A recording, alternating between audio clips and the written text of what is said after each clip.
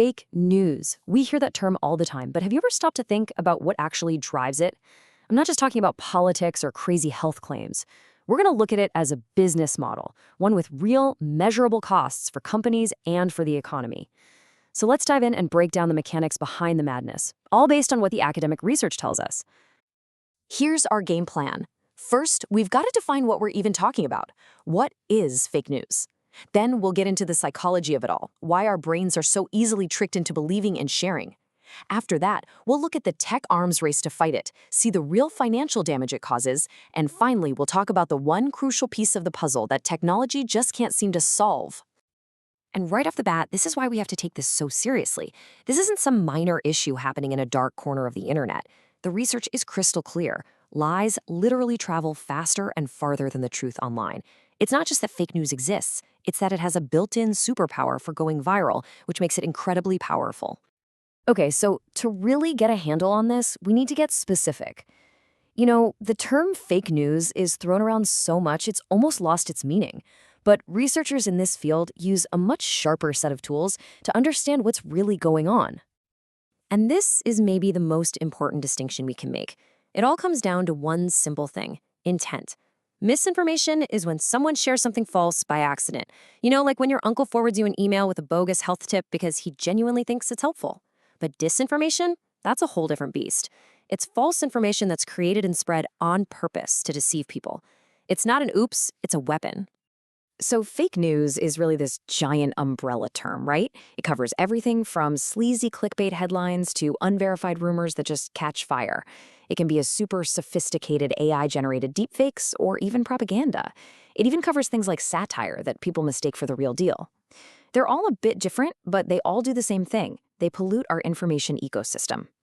All right, now we know what we're up against. The next big question is, why does this stuff work so well? Why are all of us, and I mean all of us, so susceptible? Well, the answer has nothing to do with how smart you are. It's all about how our brains are wired. A lot of this goes back to the work of psychologist Daniel Kahneman. He basically said we have two modes of thinking.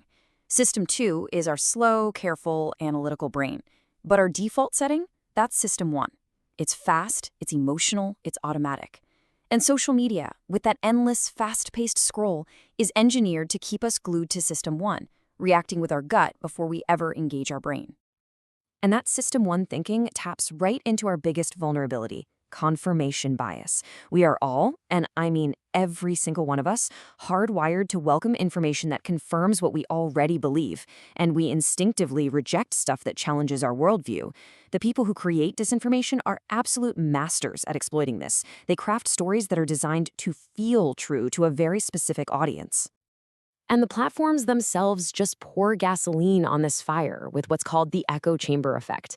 The algorithm's job is just show you more of what you like and engage with.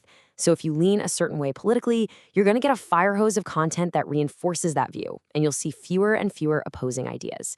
Inside that bubble, a piece of fake news that fits your narrative doesn't just seem believable, it seems obvious.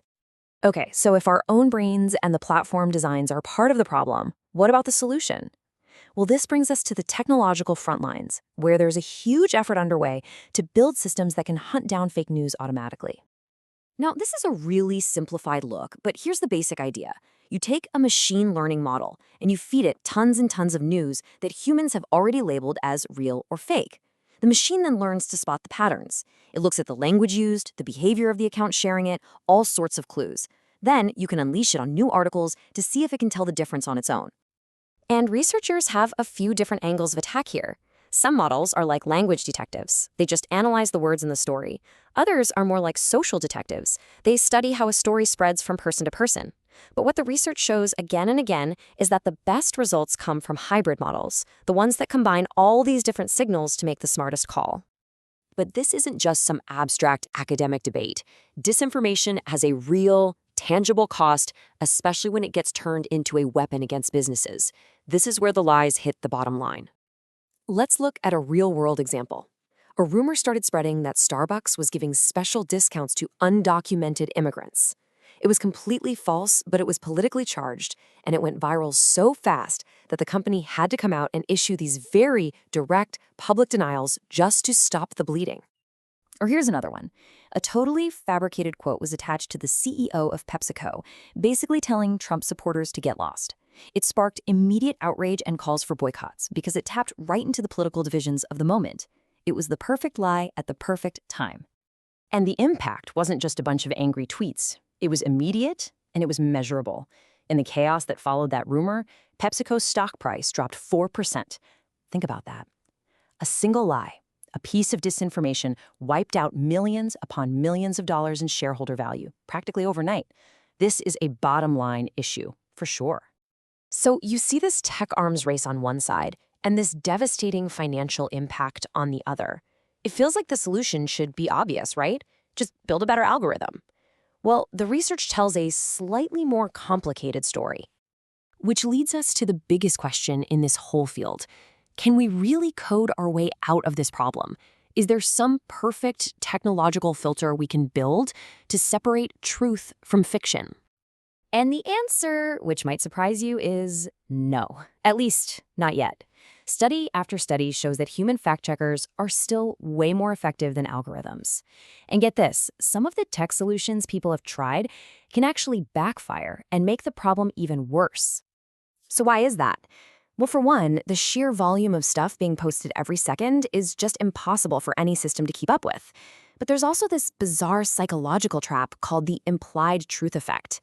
Researchers found that when platforms put a fact-checked warning label on some fake stories, it makes people more likely to believe all the other fake stories that don't have a label. The absence of a warning feels like a green light. And that brings this whole thing full circle, right back to us. If technology isn't a silver bullet, then the first and maybe the last line of defense has to be human. The research is clear on this. The ultimate solution isn't going to be better code. It's going to be a more thoughtful, more critical public. It's us. So the real question this leaves us with is, before you hit share, what will you check?